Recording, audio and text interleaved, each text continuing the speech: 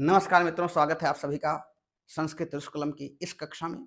आज हम बात करने वाले हैं आप लोगों से कि यूपी टेट की परीक्षा के बाद अब क्या होगा। तो यूपी टेट की परीक्षा के बाद अब होगा नॉर्मलाइजेशन, और नॉर्मलाइजेशन को हिंदी में कहते हैं सामान्यीकरण। हो सकता है आप लोगों में से कुछ लोग न जानते हों, ये यूपी टेट में पहली बार होने जा रहा है नॉर्मलाइजेशन। क्यों? क्योंकि अभी तक यूपी टेट की परीक्षाएं जो होती थी वो 1 से 2 दिन में हो जाती थी। 2 दिन में भी नहीं, 1 ही दिन में होती थी, और 2 दूसरे दिन करते थे तो दूसरी परीक्षा, जैसे एक दिन किया प्राथमिक स्तर, दूसरे दिन उच्च प्राथमिक स्तर, तो ऐसी परीक्षाएं होती थी। इसलिए नॉर्मलाइजेशन की प्रक्रिया नहीं पड़ती, जरूरत पड़ती थी।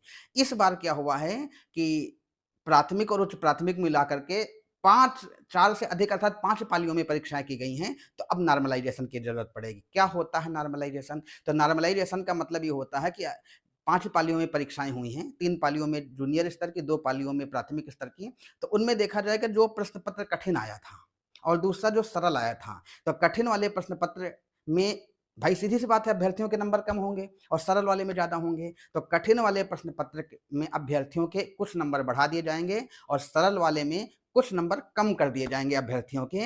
अब ये डिपेंड करता है कितना कम ज़्यादा किया जाएगा, तो ये एक औसत निकाला जाएगा मीन मीडियन के माध्यम से। ये माध्य, जो आप जानते होंगे हिंदी में गणित में माध्य पढ़ा होगा, तो माध्य के माध्यम से ये पता चलेगा कि कितने नंबर का औसत रखा जाएगा।